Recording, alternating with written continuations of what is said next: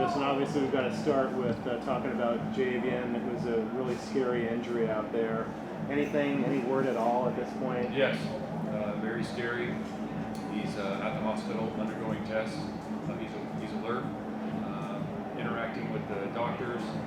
He does have movement, feeling in his extremities, which is good news, but there's still a lot of tests that he's going to undergo, so we're all praying for him. Good to hear.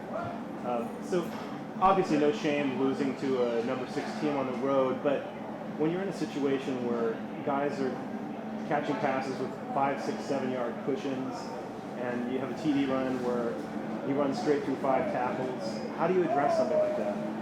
Well, it's my job. I take responsibility for the performance of the team, so I got to do a better job getting those guys ready to make sure that we're giving them the best chance to be successful. And then the players have to share some ownership in going out and executing the given plays, whether it's man-to-man or zone coverage or tackling, whether it's blocking, whether it's throwing and catching or running.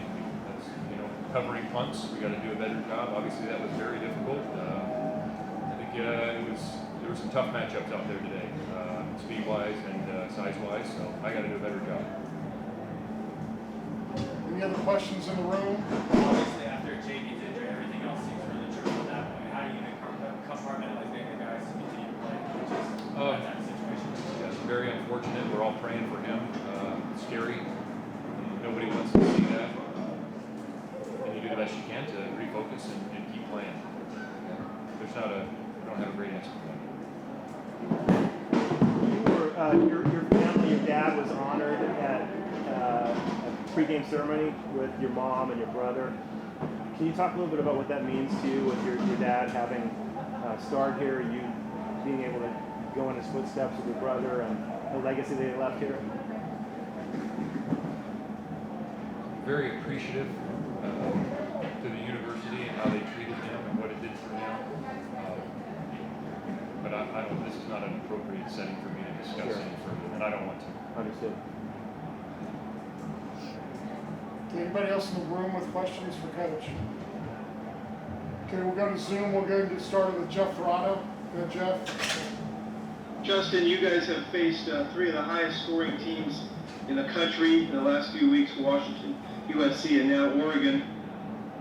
How does Oregon compare to anybody you play? Are they as good or better than Washington in your mind, or how do you look at them? I'm not kidding. I'm more concerned with our team. Those are very talented teams.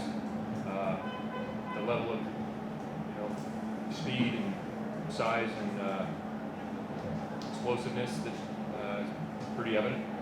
Like I said, a couple of years ago, we're up here playing to the last play of the game, and this, last couple of years, it's just looked different. We've had a harder time.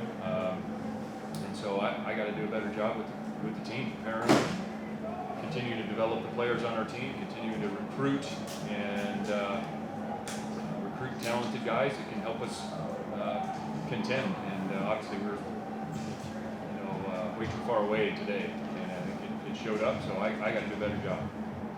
Justin, your quarterback Fernando Mendoza has made progress the first 3 games. He got pressured pretty seriously today. How do you evaluate how he played? I think that, watching the video, hard for me to say right now. I think he's a competitive guy. I think he stands in there and will continue to compete. We have to continue to get better. It'd be hard for me to say that any player, coach, unit really did enough today for us to have a chance to win.